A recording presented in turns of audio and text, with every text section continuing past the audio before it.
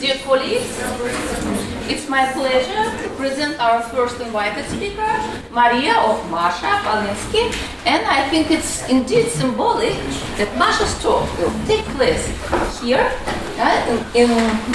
within these walls, since the Institute of Linguistics was Masha's first academic position and the alma mater of Masha's PhD studies. Masha has made an amazing scientific career. Currently, she's a professor at the Department of Linguistics at the University of Maryland. And Masha's work includes various research topics in theoretical syntax, such as long-distance dependencies, backward control, syntax, information structure interface, and ergativity, sure. Masha makes extensive fieldwork on Dagestanian, Mayan, and Austronesian languages, and at Maryland she established a research field station in Guatemala, and she's also a pioneer of heritage language studies. And she publishes a lot, and she's always ready to give a lecture on some fascinating topic. And today Masha is going to address the intricate issue of deriving VOS order in a verb-first language. So I give the floor to Maria Polinsky. Welcome, Masha. Thank you. Thank you. Thanks so much. Let me start by thanking the organizers. It's very nice to be here. The program looks great, and I feel very honored to be part of that. For me, it's also a walk down the memory lane, because this is the room where I actually had my PhD defense when half of the room wasn't even born. And one of my opponents is here, Professor Belikov. So for him, it's also a walk down the memory lane. So thank you very much again. And what I'm going to do is show just a few slides, and then I'm going to use the handout. But basically, the slides are here to give you a preview of what I'm going to talk about. And the two larger issues are the nature and naturalness of certain syntactic operations. I'm going to look at what's called right dislocation or right periphery. And then a little less so, but still I'm going to talk about the nature of feature specifications, which properties have to be specified, which can be left unspecified. In terms of the naturalness of syntactic operations, we're going to look at how we can populate the right periphery of a clause. And the two analyses I'm going to compare have to do with movement versus base generation. And then I'm also going to talk about how you can displace things to the left versus displace them to the right. And for the framework I work in, which is generative grammar, we're going to talk the fairly uncomfortable status of what's called rightward movement. It just doesn't want to go away, but it's still extremely uncomfortable and complicated because it goes against a lot of assumptions that we hold. In terms of feature specifications, I'm going to talk primarily about backgrounding, whether being a topic or being backgrounded is actually a feature, and then it's opposed to something like focus, or it should be left unspecified, and then we're dealing with a privative feature system. So Trubetskoy would have been very happy, defining certain things negatively as absence of a feature. And if we do that in such a way, then the question is which features should be defined as absence of feature and which features have to be defined in a specific way. So I'm going to look at just one language. So we're going to use a very restrictive word space. The language I'm going to look at, Tongan, belongs to verb initial languages. The abbreviation is typically V1. And I'm going to look at the relationship between two word orders, VSO and VOS. I'm going to show you that when we try to derive VOS from VSO, the analysis which posits that you move things to the left doesn't quite work. So we have to move things to the right. And then the question is how exactly you move things to the right. And the two analyses I'm going to compare are rightward movement and ellipsis. So because it's an invited talk, I'm allowed to do something you're not allowed to do in a regular talk, and that is you're allowed to have two solutions, neither of which works. And so that's going to be the plan. So this is the case in point, again, thanks to Professor Belikov, because that's his map. I was looking for the right map and says, okay, you have to use this one. So that's what I did. And so that you would not feel too bad for me, this is where I did some of my field work. So this is not too shabby. Everybody can go. They speak English, so it's an easy place to do field work. And I'm going to show a couple more slides later on, but for now I'm going to use the handout. So if you have a handout, please take a look. We're going to start with setting the stage, the main issues. And the main character, as I already mentioned, is right dislocation. So I'm using English for Germanic, so we can have something like it looks swollen, that foot, which is right dislocated. Ross's example, I saw Mary and him downtown yesterday. Your friend from Kokuk is dislocated. The girl who ate the potato salad was rushed to the hospital. The potato salad is right dislocated. Right dislocation has been well studied in Romance, so you have a bunch of Italian examples. Where in 2A you have two things dislocated, Johnny and the money. In 2B, Johnny hasn't called yet, Johnny is right dislocated. In 2C, you have three things dislocated. So not has spoken about the war, Marco to the children. What we know from all this work on right dislocation is that it's not a uniform phenomenon, so there are a lot of ways to get things on the right if they're not there in the beginning. And the main contrast in syntactic analysis is between dislocating things to the left and dislocating things to the right. And in terms of prosody, which is something that people haven't looked at that much, there may be some right dislocations where you have a prosodic boundary between the element on the right and the structures where there is no prosodic boundary like that. And then finally, the question is, how do we interpret the material which is on the right? And here there is a whole bunch of interpretive definitions or interpretive descriptions, such as this is a topic material, this is backgrounded, this is the afterthought, whoever decided what an afterthought is, or it may be focused. So you can see that there's a whole bag of things, and again, this is not uniform. So as we look at that, the larger issues, which I already mentioned on the slides, have to do with the question of how much rightward movement you want to allow in your theory.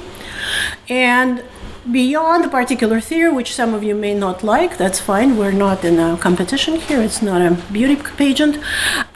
What are the differences between the left and right periphery? Because the left periphery seems to be more populated, seems to be larger than the right periphery. I'm going to look at a language which is known, which belongs to a group of languages which are known for their very strong resistance to large left periphery. So we're going to look at verb initial languages. In particular, we're going to look at Tongan. It's a Polynesian language, which basically has the word order verb, subject, object, but you can also have VOS in some situations. So verb, subject, object is the most common word order. It's also pragmatically most neutral. So if you just want to say what happened, you have to say 5A, Naefile sione a pila, sione chose pila. But you can also have 5B, Naefile a pila sione, where a pila, the object precedes a sione. So assuming that the VSO is the basic word order, the question is how we derive VOS. And so this is what I'm going to do in the talk. I will give you a very brief description of Tongan. Then I'm going to look at two hypotheses that derive VOS from VSO. They are leftward object displacement. So basically you have VSO, you take your object, move it to the left. Or you can take VSO and you move your subject to the right. So this is leftward object displacement versus rightward subject displacement. Notice I'm using the word displacement because I don't know what actually happens in terms of the analysis. And then the question is, how do you get the subject on the right? Because I'm going to show you that the displacement of the object doesn't work. So the question is then, how do I get the subject on the right? And this is where we're going to look at movement versus base generation. And then I'm going to consider the the alternative analysis. So you'll see two analyses of getting the subject to the right. Both of them have their virtues, but both of them have some vice as well. So we'll see which one wins. So Tongan is spoken in this beautiful place as well as many others. It's always warm. And it's a morphologically and syntactically ergative language. It's very isolating, so all the case marking is done by particles. It's head initial, it's predicate initial. There are a lot of nonverbal predicates, so if you want to say the book is on the table, you'll have to say on the table book. On the table serves as predicate.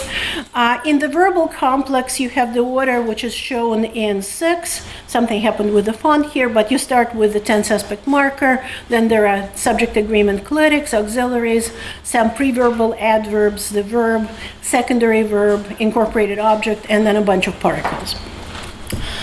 In 7, you have the case marking.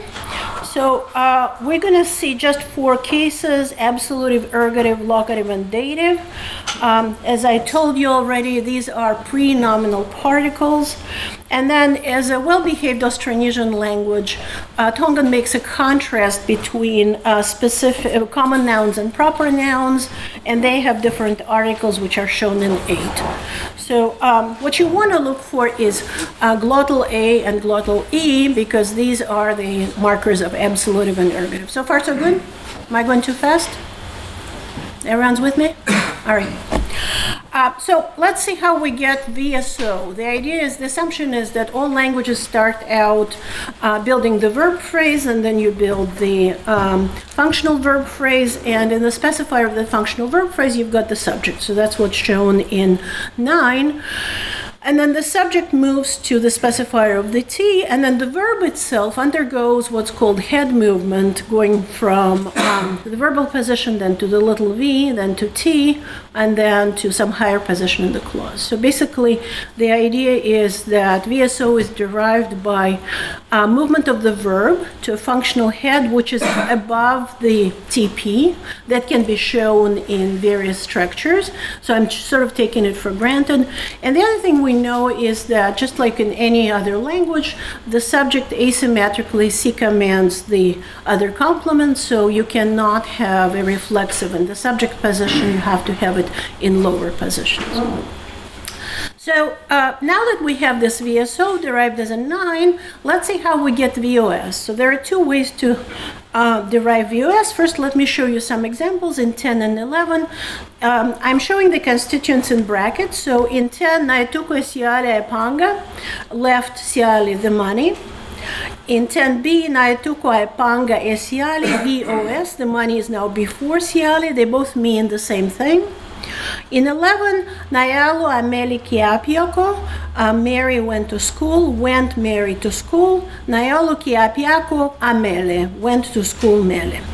So if we assume that we have the structure in 9, the way to get the object before the subject, or the prepositional phrase before the subject, is to move them to the left. So you displace them, leaving the subject where it was. And that's going to be the hypothesis called L object, leftward object. And the alternative is that we actually leave the object alone, nothing happens to it, and what you do is you right displace the subject. So the analysis in favor of left displacement of the object belongs to Yuko Otsuka, who follows a lot of work on Japanese. So the idea is, let's make Tongan look like Japanese. In Japanese, you can have the object before the subject, and typically this is driven by some kind of a special focus feature on the T. The structure is in 12 on your handouts on page 3. So the object goes to T. T has this focus feature, and the object now goes to speck of T, leaving the subject behind. So you've got your verb high up because of head movement, your object moved up because it's plus focus, your subject just lives happily and nothing happens to it. Okay? So the main attraction of this analysis is that it allows you to look left, which is what a lot of syntactic displacements do. But there are also some arguments against this analysis. So let me first show you what the alternative is going to look like, and then we're going to see which of these 2 works. So the alternative will be that we displace the subject to the right. The object now stays where it was, and the subject basically undergoes some kind of rightward displacement, and it adjoins on the right in a very high position. So you've got verb in its high position, then the object where it was, nothing happened to it, and then the subject goes right. So these are the two analyses on the market. We're going to compare them. I can sort of give you spoiler alert that I'm going to show you that the right dislocation actually works better. There are a lot of empirical arguments in favor of that. And then once we sort of get left displacement out of the way, the question is what exactly stands behind right dislocation. So this is this slide which I had earlier. So let's look at the evidence in favor of the right dislocation of the subject over the left dislocation of the object. This is in section 4. I will probably skip some of them, so let me just tell you what the arguments are, and then we'll go through some of them. So the right dislocation analysis does much better in terms of the discourse status of core arguments. It's supported by prosodic data. It's supported by how reflexives work and some word order options with an adjunct, which I will probably skip today. And something that I'm going to skip for sure is the so-called definitive accent in Tongan, which is a very specific Tongan property, which essentially corresponds to what we know as nuclear stress from familiar languages. So let's look at the discourse status of the core argument. So if you go back to the tree in 12, remember that that analysis forces the object to move because the object is in focus. And so we expect that the object has to be focused on new information. And this is exactly what happens. So if you look at 14, the question is, what did Siale leave? The appropriate answer will be Naituko e panga Siale, left money Siale, as opposed to Naituko e Siale e panga VSO. That's less felicitous. Who left the money? If you're asking a subject question, then the answer should be VSO, like in 15a, Naituko Siale e panga, as opposed to Naituko e panga e Siale. So the idea is that whatever corresponds to the answer to the WH question is going to be in focus, and the word order tells us what the right word order is, what the right structure is. But the alternative is that what we have in the right periphery is actually backgrounded information, and then the material which precedes it gets the focus interpretation sort of by default. It's not assigned to that, but it's just there's nothing else left, and so you interpret it as focus. The evidence for that comes from the fact that no post-verbal objects do not need to be focused. So this would be strange if we adopted the analysis in 12.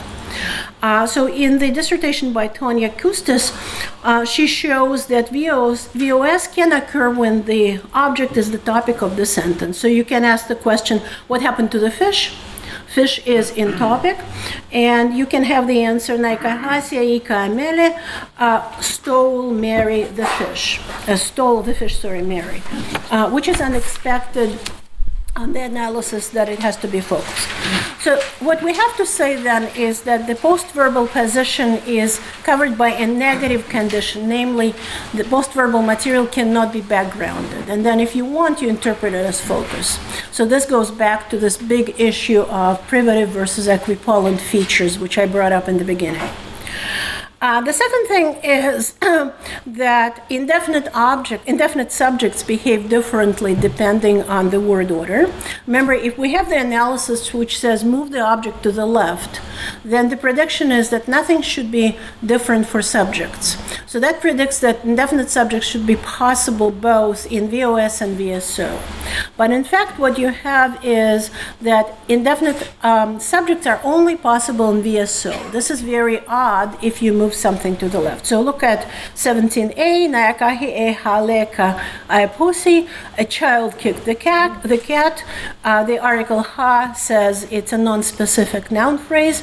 You cannot have Naakahi aipusi e haleka with the VOS order, so that's infelicitous. In the meantime, you can easily say something like 18 kicked the child someone, where someone is in the rightward position. So indefinites are known to resist topic interpretation, and they cannot be subject in the VOS order, which suggests that there is something special about the right periphery in the VOS order. The other thing we find is that subject WH in situ is impossible in VOS word order, but possible in VSO order. Again, something that will be incompatible with the analysis that we move object to the left.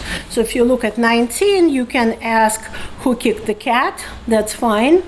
Where a subject follows the verb, WH word follows the verb, but you cannot say kick the cat who with VOS. And of course, the best way to ask this question in Polynesian is to use a cleft, which is in 19C, who is it that kicked the cat? But that's kind of beyond the point. The crucial thing is 19A is fine, 19B is not. Inherently focused subjects are impossible in VOS order. So you can have only Pila takes care of him, that's fine, but takes care of him only Pila is bad. So it looks like the subject in the VOS order is backgrounded or old information, and this is problematic for the left dislocation analysis, because here the subject must have the same properties as the subject in VSO. Now let me show you some prosodic facts. This is kind of new, and so that's what makes it exciting. So if we assume that the VOS order is derived by moving the object to the left, then we expect that VSO and VOS both have the same syntactic structure. And we also expect the syntactic structure should map to the prosodic structure, and therefore we expect VOS and VSO to have very similar prosody. If we have the right subject dislocation, we displace the subject in higher position somewhere on the right, and that predicts that their prosodic structures should also be different. So what we're going to see is that VSO and VOS have in fact different intonation patterns. VSO constitutes a single prosodic domain, and in VOS you have two prosodic domains. VO are one prosodic domain, and the subject is its own domain. And finally, the subject in the VOS order is preceded by a strong prosodic boundary. So in Tongan, there's some existing work on Tongan prosody. If you're ever interested in that, there is very nice work by Ku and Visenik based on speakers in California. People generally say that when speakers emigrate, their prosody goes off very quickly, so these people have been in California for a while. The data I'm going to show you were recorded in Tonga, but the good news is that my data and Ku and Visenik's data actually coincide very nicely. So we're going to recognize two levels of phonological phrasing: intonational phrase and phonological phrase. Intonational phrase is larger, and it embeds the phonological phrase. The phonological phrase typically has a lexical word and some functional material, and the phonological phrase is marked by a final high or low tone, which you're going to see as HL or LA. That's realized on the final syllable, and there's no pause. And then you have the pitch reset to mid to low pitch, the beginning of the next phrase. When you have the intonational phrase, the larger one, you have a final boundary tone, which is also realized on the main syllable, on the final syllable, and it's typically what we call H percentage sign.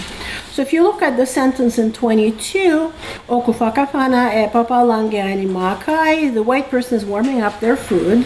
You can see your typical thing for recording. A lot of words, very long words, usually L's and N's are favored. This phrasing is as in 22b. So one phrase is Okufakafana e papalange, and the second phrase Ayani makai. So if we go to page 5, you can see the pitch track for this sentence. And you can see that there is a reset after the word the white person, papalange. Okay, so now let's take a look at our characters VSO and VOS and see what happens there. We're also going to use a prepositional phrase at the end of that so that we have more material to play with. So the sentence will be, the girl asked a question of the teacher. So 23, naeke, etahine, hui, kiefayako. Okay? So if you look at 22, this is the order, so I put it on the slides here. So what you have is basically a very regular kind of pattern of downstep. There are some breaks because of the glottal stops, but what you can see is that it just goes fairly flat, and then you have your high tone at the end of the sentence. Now if you look at the word order verb object prepositional phrase subject, what you see is that there is the same kind of high tone at the end of the prepositional phrase, and then there is a reset of a different kind with downstep on the subject. So essentially what this means is that there is a very strong prosodic boundary between the prepositional phrase to the teacher and the word the girl. We also know that when there is a break, the words or the word before the break undergoes durational extension. So this one will be longer than the word in the other one. So if you look at the table at the right hand of your page 5, you will see that in the word or verb subject X, the timing between the first and the second post-verbal XP is 39 milliseconds. And a similar timing happens between the first and the second XP in VOXS. But if you look at the right-hand column of that table, you will see that from object to the prepositional phrase, you get 32 milliseconds. But from the prepositional phrase to the subject, you've got 47 milliseconds. And the difference is significant. So that indicates that you're getting durational lengthening, which is typical of phrase boundaries. So what all this technical jargon shows is that the prosody of VSO and VOS are in fact significantly different, which is incompatible with the story that they are derived just by the left dislocation of the subject. So I'm going to skip 4.3 and 4.4 because otherwise I won't get through the more interesting stuff. These are more arguments to show that the left movement of the object gives you wrong predictions. In particular, you get the wrong reflexives, and you also overgenerate the placement of peripheral XPs. So I'm happy to talk about that in the question period, or you can take it for granted and just believe me. And then finally, there's one more argument which has to do with displacement of the definitive accent, and that argument basically goes like this. The definitive accent only appears on the material which is not backgrounded, and what we find is that we never get the definitive accent on the subject in the VOS word order. So again, goes to show that the subject is not backgrounded. In the discussion of these two word orders, people have also brought up issues of weak crossover and locality. And if we look at those arguments more closely, we can actually see that they do not give us answers one way or the other. So I put them as inconclusive data in 4.6 because they basically do not allow us to distinguish between the two analyses. So looking at the overall pattern of results, what we see is that the order VOS is much more easily explained by the placement of the subject on the right than the placement of the object on the left. And in addition to various things that I'm going to go through in a moment, object shift is typically associated with absence of focus. In this analysis, object shift would have to be driven by the presence of the focus feature, which is typologically very unusual. But so if we look at the property of Tongan VOS, if we assume that the subject is placed somewhere in the right periphery, we can explain why the subject is backgrounded. We can also explain why it cannot be indefinite or a WH word, because it cannot be focus. The focus interpretation of the post-verbal constituent is essentially a side effect of the subject not being in focus. The distinct prosody, which I showed you, follows from the rightward structural position of the subject. Since the subject is peripheral, all other elements remain in their base order, and the definitive accent, which I didn't show, is incompatible with the backgrounded status of the argument. So we conclude that the derivation of VOS in Tongan is as in 36, where we take the subject from its base position and somehow place it on the right. Now, what I would like to say here is that I'm pretty certain that this is the case for Tongan, but I don't want you to think that this is going to work for every language, and that's kind of important. I started with that. VOS can be derived in a number of ways, and because it's structurally ambiguous, we are supposed to do a lot of work trying to figure out how exactly VOS can be derived in my particular language. So for this language, this is how it works, but for example, in a very closely related language, Samoan, we can actually show that the derivation is quite different. So you take two closely related languages, and this right dislocation is not always the answer. But so if you believe with me, or if I've been able to convince you that the left dislocation of the object doesn't work and the right dislocation of the subject works, then the next question is, how do we get the subject to the right? So assuming that 36 is correct, what is the identity of what I call the empty category? And there are two possibilities. One is you base generate the subject on the right, high up, and then you somehow associate it with a co-indexed null pronoun. Tongan has a lot of null pronouns. And the other alternative is that you move your subject to the right. So this is this famous rightward movement that we are so uncomfortable about. And what you have as EC in the tree is a trace of movement. So the idea is that if we base generate the subject, then the subject is basically some kind of a hanging topic. So it will be something like those famous Japanese examples, fish wa, I like salmon. So this is your hanging topic situation. And that goes well with the idea that Tongan is pro-drop. So you see that in 37, you can ask, what did Peter do? Koe hai mea na whai Peter.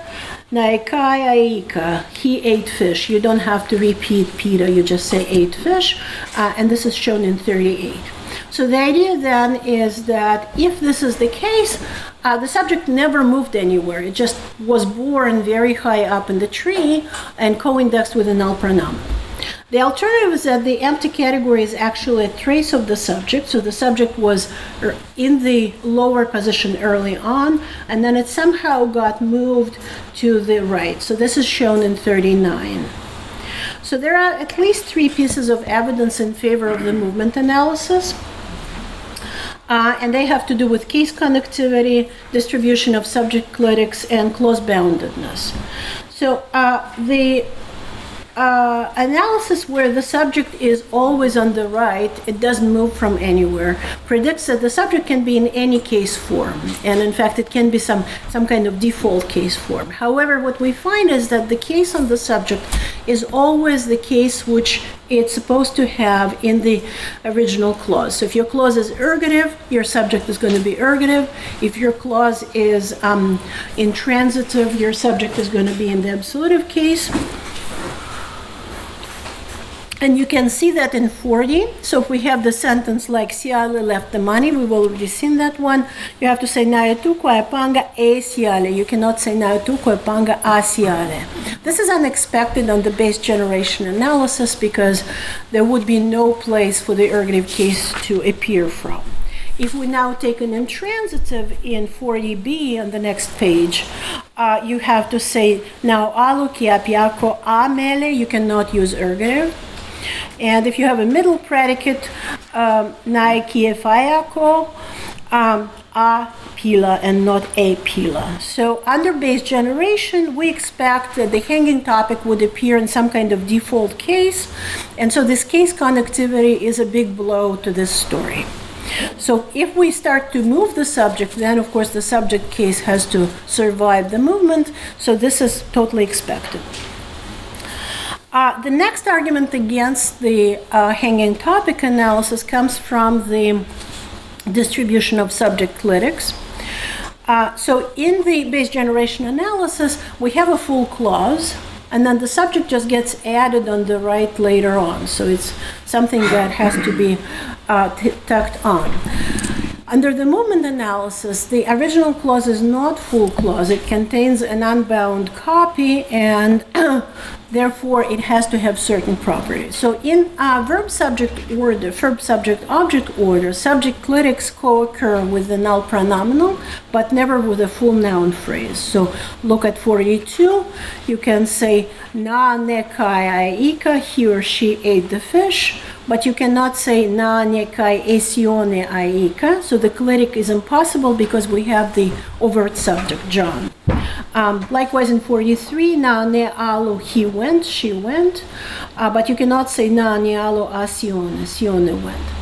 So what we see is that subject cleric is possible only when you have a null pronominal. The base generation analysis predicts that we have a null pronominal, therefore we predict that we should have cleric doubling on the base generation analysis, but that's exactly what we do not find. So if you look at 44, you see that you cannot say na ne kai ika esione, or nani alu kiapiako amele, just like in the sentences I showed you a moment ago. So this is unexpected under base generation because we have to have a full clause to which we just add the hanging topic, and so the cleric placement really does not help us with the base generation analysis. So it seems to be another argument in favor of the movement analysis. And then finally, the clause-bounded analysis. If you have a hanging topic, you can have co-indexation with this topic across multiple clauses, because hanging topics are free and you can basically refer back to them as much as you want. Under the movement analysis, the relationship between the subject and the empty copy is always restricted by rightward movement. Movement is typically clause-bound, especially in Polynesian. And what we see is that, in fact, in the data that we uncover, the relationship between the subject on the right and the element that is co-indexed with it is exactly clause-bound. It's a little hard to get that in the verb initial language, but what you do is you look at clausal nominalization. So 46, tomorrow, they will be telling about Pila stealing the car yesterday. So what we're interested in is the clause stealing Pila the car yesterday.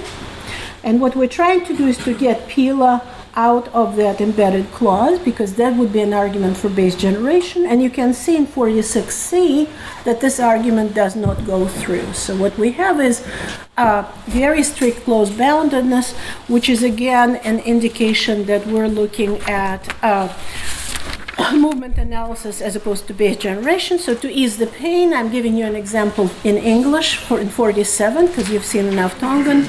This is a famous example from Ross, which shows that rightward movement is clause-bound typically. And so Ross has formalized it as right roof constraint. Nobody really knows why. So we know the generalization. We don't know exactly why. But we can see that Tongan is just like English. So if you move things to the right, you can't cross the clauses. Rightward hanging topics are generally local. And so if the rightward subject is in fact clause-bound, which it is in Tongan, that follows from movement but doesn't follow from base generation. So I've given you three arguments: case connectivity, cleric agreement, and clause-boundedness, which all seem to rule out the base generation analysis. So what we've done so far is we've ruled out the movement of the object to the left. We decided that we have to put the subject on the right, and now putting the subject to the right, it looks like we have to move it. So what we have achieved is in 6.4,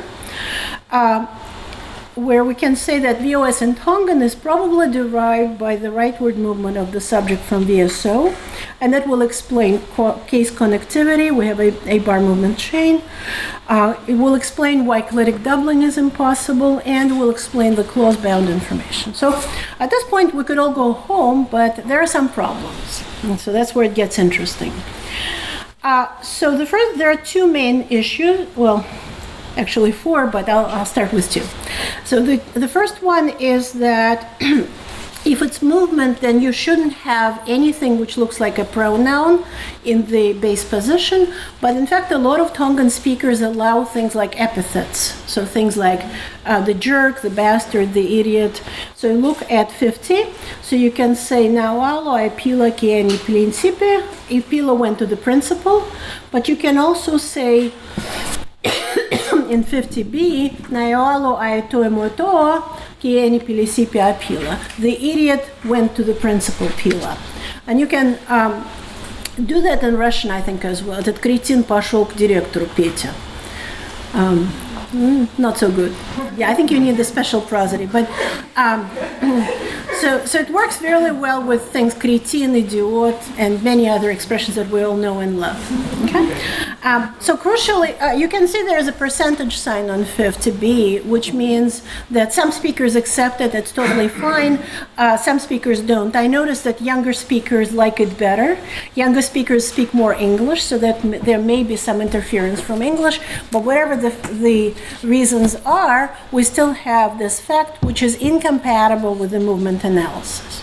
The second problem goes back to the issue which I raised on the slide, and that is, what are the feature specifications? So why exactly does this right dislocated element which moves to the right have to be backgrounded? There is nothing in the structure which allows us to talk about its backgrounding. So in the analysis of Kashmiri, which is the mirror image of Tongan, Emily Manetta says there is some special EPP feature. So basically it's one of those Lukma, no hands, let's posit another feature. But we don't really have a good story as to why S has to be backgrounded. And this is again a problem with this rightward movement analysis. And this is where we might actually get out of this problem by saying that the element which is considered backgrounded is basically defined negatively. It's just that it's not in focus, and therefore we interpret it as a backgrounded information. But that's an uncomfortable issue which remains with us no matter what language we look at with respect to rightward movement.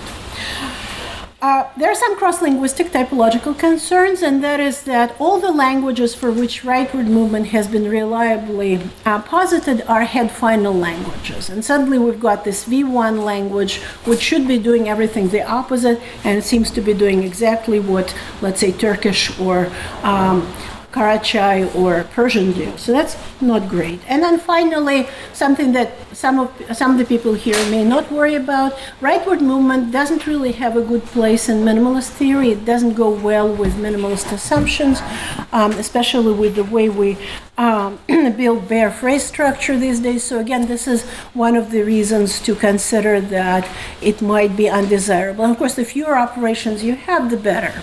So these are the main problems with this analysis. Notice this analysis has done a lot for us. Has explained case connectivity, clause boundedness agreement, but it has also posed some uncomfortable problems. So I'm going to show you the alternative, which will mean that we'll start with a lot of structure and then we're going to delete a lot of structure. So that's the ellipsis analysis. And so the basic intuition is on page 11. The idea is that VOS results from the combination of two clauses. The second clause specifies the first clause, and then the second clause contains this rightward subject, and then everything that we don't hear is elided. So basically, you have two clauses with the subjects linked categorically, and the second clause serves to specify the first one. So let's look how it's going to work. So we're going to start with the sentence we've seen before, 52a, Naituko aipanga Siale, Siale left the money. And the idea is that it actually is like 52b. So you have Naituko aipanga, someone left the money. And the second sentence is Siale Naituko aipanga. So he left the money, Siale. And the structure for that is shown in 53, where you can see that we have raised the subject, scrambled the subject to some high peripheral left position in the second clause, and then everything else gets deleted. So the relationship between the two clauses, the two CPs, is specification. This is something that I actually took off the shelf because there is a lot of work on Germanic. where people propose this kind of specificational coordinational operator. What it does, it conjoins two CPs, and it presupposes that for each discourse referent that you introduced in the second CP, there is already a referent in the first CP so that they are identical. In other words, the idea is that you will never introduce new reference in the second CP. And so what you have is total co-indexation. So the first piece of evidence in support of this analysis is that you can in fact juxtapose sentences which are nearly identical in Tongan. The speakers don't love them, but they don't reject them. So you have something like 55. So you can say, Naiue atakataha aefayako naiue siona. Someone called the teacher, Sione called him. So notice these two sentences are very, very similar. And in the first sentence, you either have a null pronoun or the word someone. And in the second sentence, naiue sioni, you have the specification of who that someone is. And so what you have here is the hybrid between base generation and movement. The first clause is base generated, so you see exactly what you have. You have the null argument. And then the second clause, you move the subject to the left, which is not bad, and then everything else is elided.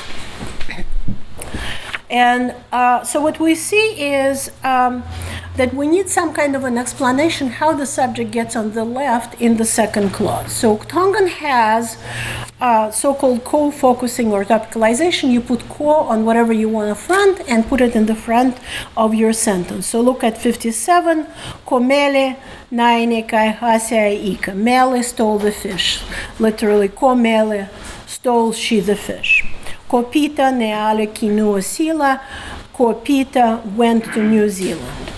This co-topicalization doesn't work for us because we don't have ko in the structure that I was looking at, and we also don't have clitic doubling, which you've seen before, and it's allowed in those clauses. So what's happening here is that you're probably getting some kind of a fragment answer, which is shown in 61. So look at the next page. So who is laughing? And the answer will be Mary. So literally Mary is laughing, and then we're deleting is laughing. So Tongan fragment answers work exactly this way. They do not require ko, and they also showcase connectivity, the issue which I've dealt with earlier. So you can have something like 62, kohai okukata, who is laughing, and the answer could be Aelekani, that child, or Aia. So notice that the case is the same. Who will do the work in 63? Kohai tenefai ngawa e hefayako. You cannot leave out the case marker, and so you've got the right case form. So mechanically, this achieves the right results. But what we have here is a problem because fragment answers are typically new information or focus. And we notice that in VOS in Tongan, the subject, which is the fragment of the second sentence, is not the focus. So what we do is we see that this analysis gives us some successes. It allows to explain case connectivity because the fragment moves in the second clause. And it also explains why we can have an epithet because the two clauses only have co-indexation. So this is the epithet doubling. The problems are that we still have to deal with why this is clause bound. There is nothing on this analysis on the ellipsis that tells us that it's clause bound, and we can't explain why we cannot have clitic doubling because we're supposed to have it here. So these are the two things that the ellipsis analysis leaves behind. So what we see is that we've got the rightward movement, which has its own issues. The epithet was the main one. We've got the ellipsis analysis, which essentially builds on some elements of movement but moves things to the right, to the left, except instead of the right. And there we have some problems as well. So this is one of those interesting cases where we can analyze it in two possible ways, but in both cases we're going to left with some unanswered questions. And this is where I'm going to leave it. So in terms of what we've achieved, let me break it into three pieces. For those of you who care about Polynesian, we have some conclusions to live with, and then I'm going to talk about more general conclusions. So for those of you who care about Polynesian or about Tongan, we can say that in Tongan we cannot explain VOS by moving the object to the left. Instead, we have to talk about the derivation of this word order by moving the subject to the right. And similarly, a very similar analysis has been proposed for Greek. In Greek, you can also have VSO or VOS. And in the paper with two people whose names I can't pronounce, they show that the subject again moves to the right, and they use very similar prosodic data, similar to what I've shown you. So in terms of Tongan root clause, in terms of Tongan, we see that the rightward displacement of subject is actually available in various types of structures, and we have a lot of evidence in favor of Tongan rightward displacement. So discourse status of the arguments, the prosody, which I've been able to show you, the reflexive interpretations that I've asked you to take on face, the word order with odd adjuncts, and definitive accents, so the stuff that I didn't discuss. Now, for those of you who don't care about Tongan, which will be most of you, but you probably care about verb initial languages, what I want to say is that there are different ways to get VOS in VSO languages, and those ways include the generation of right-hand topics, something that I've discussed today. Free scrambling, like in Tagalog. Tagalog has the same word order as Tongan, but in Tagalog you can show using reflexives that it's not like Tongan. And then what we're very familiar with, heavy NP shift. So if your subject is big, it's heavy, you move it to the right, but notice that this doesn't go very well with the idea that the subject is backgrounded, because typically heavy material is new information. So again, we have to look at particular ways of deriving VOS in the VSO language, but crucially, we do not have one and the same uniform way of deriving it for all the languages. And even this right-hand topicalization, which I've been obsessed with throughout the talk, is not uniform because it can be the outcome of at least three derivational processes. Moving things to the right, having the ellipsis analysis, which I've tried for Tongan, and then finally having a base-generated hanging topic. Again, we have to look at the particular language and find out how the right-hand topic, right-hand subject, can be derived in that language, and we have to use language-specific criteria, but it would also be very nice to make predictions. Like if I look at a language and I can say, okay, this language is going to use rightward movement, and this one is going to use ellipsis. We're not quite there yet, just because we don't know enough about verb initial languages, but this is clearly the next step. And then finally, for those of you who care about theory, in terms of ellipsis and rightward movement, I've shown that in principle, rightward displacement of subjects can be modeled in two ways. One would be rightward movement, the other will be fronting in the initial clause plus the ellipsis of the remainder of the clause under specificational coordination. I've shown you that for Tongan, there are problems with both analyses, and the question is again, can we predict for other languages whether or not they will favor one type of analysis or one type of derivation over the other? Thank you.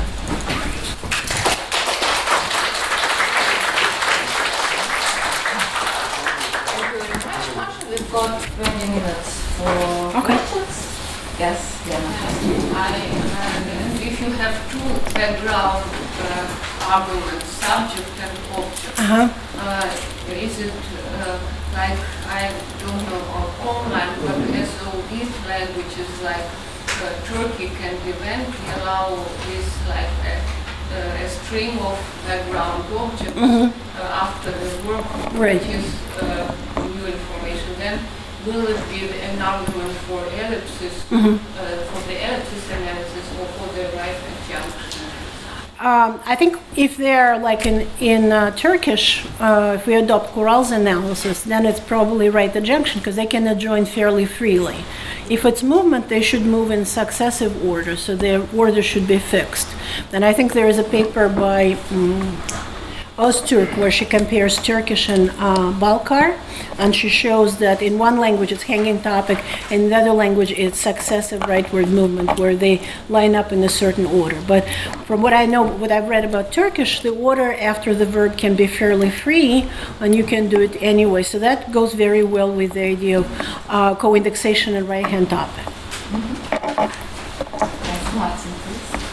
Yeah, thank you for this very interesting talk.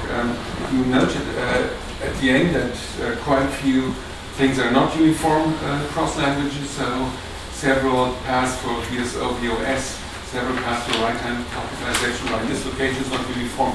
So, this is of course what you observe when you look at languages, lots of things are not uniform. My question always is, what is uniform? It seems that you assumed that the underlying SVO order is uniform. Yes, I do. So that the question arises in the first place. So what makes it impossible to simply say that, or let's say unlikely, dispreferred, to simply say that Tongan has two word orders, VOS and VSO, and both of these are basic in the sense that none of them is derived from the other. So is it just your assumptions, and then what are those assumptions based on? I'm just wondering. No, that's the base generation analysis. So if you assume the base generation analysis, then you have to say there is the VSO order, and then there is the VOS order where you don't derive the VOS order from the VSO, or you just add the hanging topic and co-index it with the null pronominal. So this will be the assumption which basically, the assumption of the analysis which allows you to have two different orders. I've shown you some arguments against this analysis, which have to do with clitics, with clause-boundedness. Yeah, but that was a very specific one. Basically what I'm saying is, suppose there's no VP, there's no trees of this. I don't need all of this, right? For Tongan, just assume a flat structure. Yeah, that's what. So and then the S is just basically in its subject position, and then of course, you clearly showed that the final S is not, somehow different from the other S. So we just have two different orders. So what's the problem with that? It's the basic. I know, sorry for this question, but since it's not a conference of generative grammar, there's some LFG people here, for example. Some LFG people might ask the same kind of question. Just be too shy to ask it. Okay, so first, the subject in VOS and the subject in VSO are different. So I showed you that you cannot have WH questions in VOS order in the subject position. Yes. So that's one. You can't have indefinite subjects in the subject position. But we don't know why, right? You can give me your explanation. I've given you mine, and it works for my theory. But does it follow from anything in your theory? I thought it didn't follow. It does follow from the theory, because if we have a topic position, an A-bar position, then it has to be specific.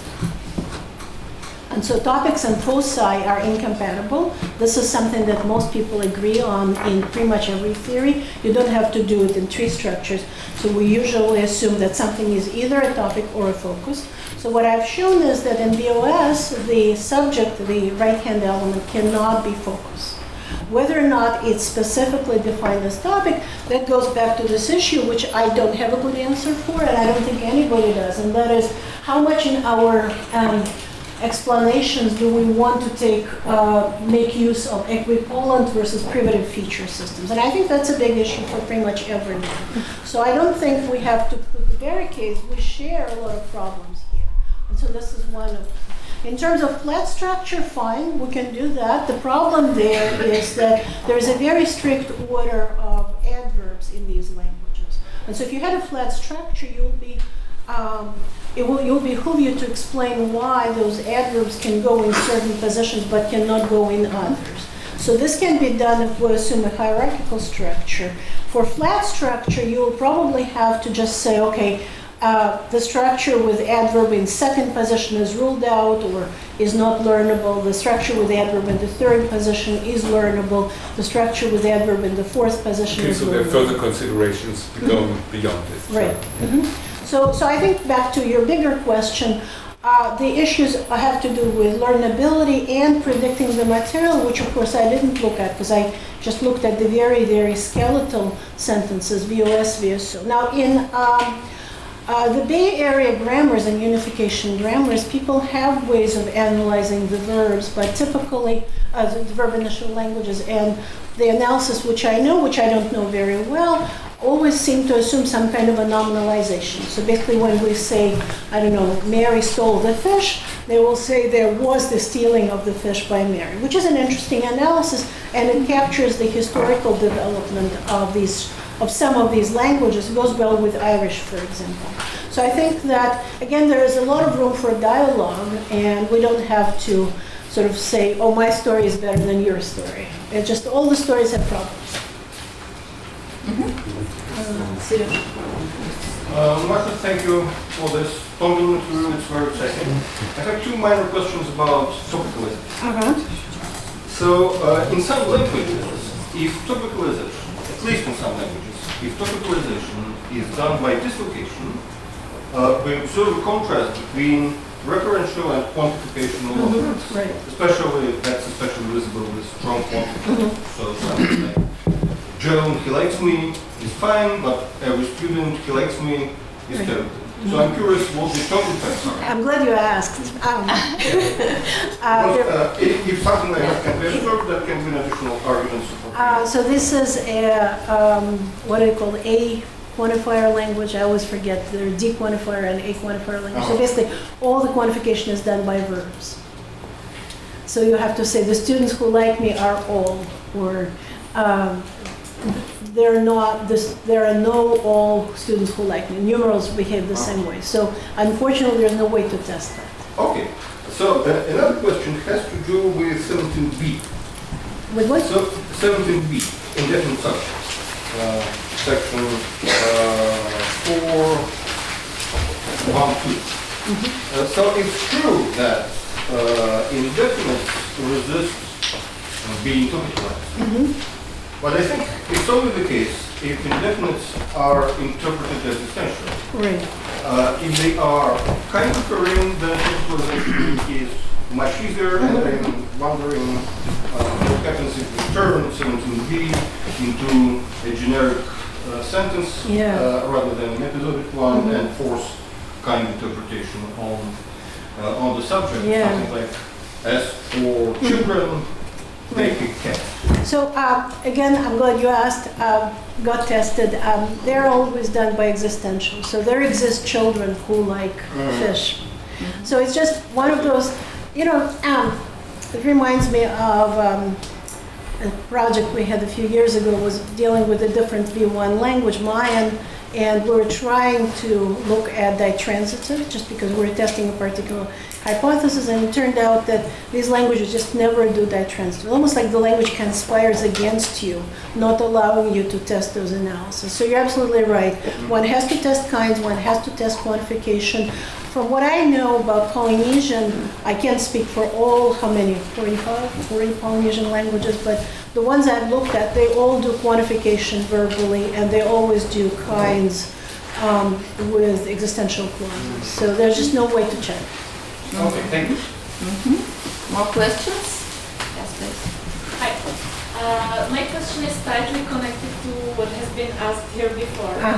Maybe you have answered it already, but I'm still a little bit lost. So can you give me a concrete example? What would go wrong if we assumed that in Tongan you first create the SVO or and then you move the VO across subject to the left? So what exactly would go wrong? So if I move the VO after the subject, so we start with SVO.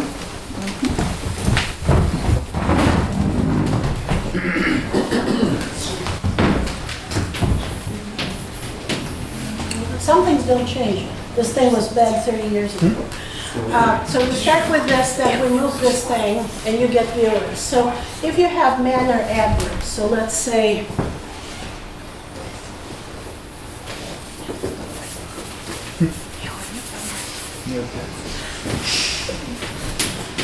down, 6,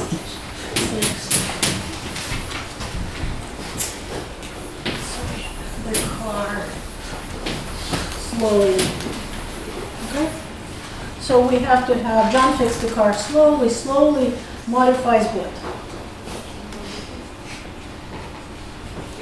Fix. So we expect that this whole thing should be able to move together as a complex. So we have fix the car slowly John.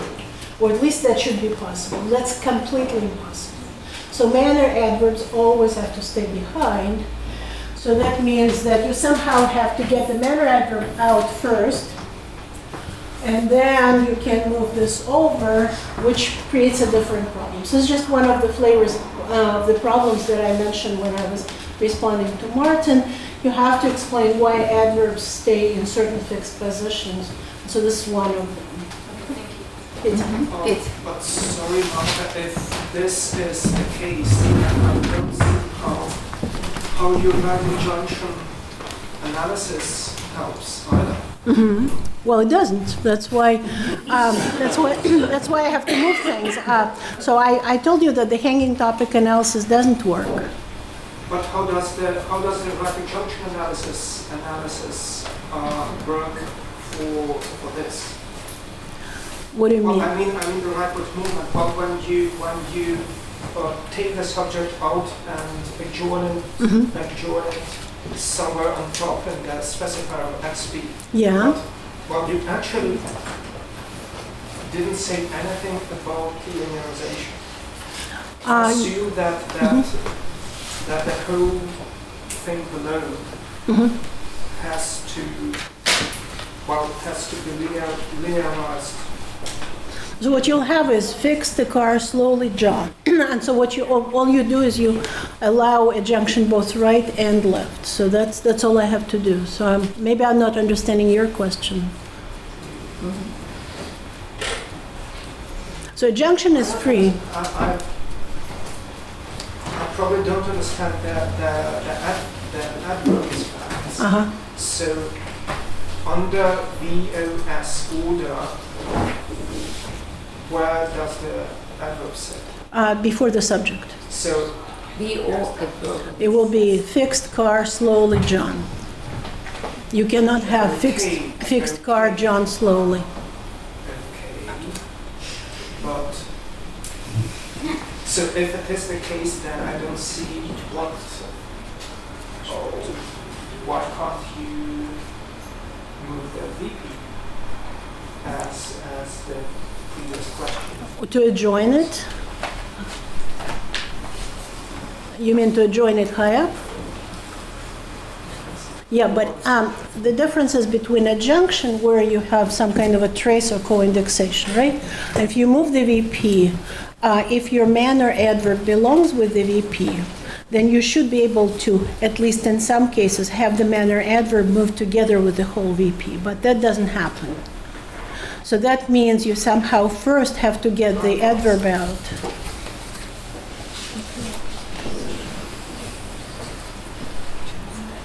Okay, maybe I'm sorry, which order? So VOS. Where does the adverb sit? The adverbs in VOS order have to be before the subject. So it has to be VO adverb S. So fix That's exactly the order job. here. Okay, but then again the question is why can't you derive this order by moving the whole thing, the VP together with the adverb over the subject? Well, then you will have fixed car slowly John. And Right. that's what you get, isn't it? Yeah, but that's only possible in certain configurations. For example, it's impossible, oh, I see now. It's impossible with indefinite subjects. You can't say fix the car slowly someone. So that suggests that this right-hand position is special. So if you're just moving it over any subject, then it should work for any kind of sentence that we start with. But as I showed you, you cannot do that with indefinites or with WH questions. But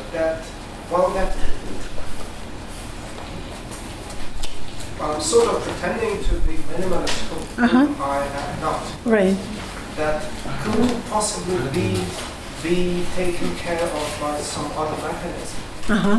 But I don't know. But anyway, actually, I had before asking this question about the adverbs, I had two further comments. One comment relating to the features, the features model, because as far as I know, there have been accounts of information structure which do not rely on features such as topic, focus, etc.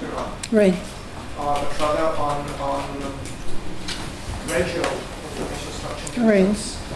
And this, so perhaps the problem with right dislocated subject being backgrounded can be solved under certain assumptions. Because actually, I'm very sympathetic with the Rightward movement analysis because I know that the ellipsis, like building lots of structure and then aligning most of it is very popular, but I feel the same way. I don't like positing a lot of structure and getting rid of it, so I would rather have my rightward movement analysis work, but I showed you that there are some problems. And the question is, well, there is a problem with epithets, but isn't it the case that the epithets become a problem when, well, in order to show that they are really a problem, we have to understand their structure much better. And actually, are epithets possible in VSO structure? Yes, how? Well, if you have VSO structure and you move something to the left, so you'll have fixed, so what was it? Stole, Mary, the fish, right? And you want to say something, Mary stole the idiot, the fish. That doesn't work. So the only time you can get epithets is in this VOS configuration. That's interesting. Yeah. Because actually the example you gave in Russian didn't sound Yeah, it wasn't great. Yeah. Because in Russian it's, well, I think in Russian the most normal position of epithets, it's like advocating data against. Yeah. But notice that Russian... While the epithet is in a position to the hand. Right. Yeah. Well, I have two things to say. One is what you just said, and that is that epithets may work differently in different languages. The other thing is that Russian is largely the mirror image of Tongan, because Russian doesn't have a lot of verb initial or head initial features. And that's why I'm a little skeptical about the general rightward movement analysis for Tongan, because I'm so used to that in Turkish or Kashmiri or languages which sort of do it just the opposite. And suddenly this language is doing the same thing. So that makes me a little uncomfortable. Yeah, the epithets are a problem. We can say, well, maybe the people with the percentage sign, they're all just wrong. But we can't dismiss their grammar. What was your other question? That's all. Oh, okay. We've got time for one little question. So, Alina? Yeah, that's actually my question. A little one, and a simple one. So, are there any differences in the prosody between the structures of epithets and delta? Can you say it again? I couldn't hear you. Are there any differences in prosody between the sentences with the epithet and without it? No, you get the same big break, so clearly it's the same kind of durational difference. So basically like what I showed you here. So the epithets behaves just like a pronoun, and moreover, what we see is that, and this is one of the mysterious things about Polynesian, the verb and the ergative subject often get grouped together. And so if your epithet is ergative, it will be grouped together with the verb, despite the fact that some of them, like the one I showed you here, it's pretty long, it's like 6 syllables, and they still group them as one unit. So in terms of the durational differences in clause boundary and high tone, it's all exactly the same. What was your thought, that if we get a different prosody, we can somehow have more structure? I'll build you a 6th level of structure.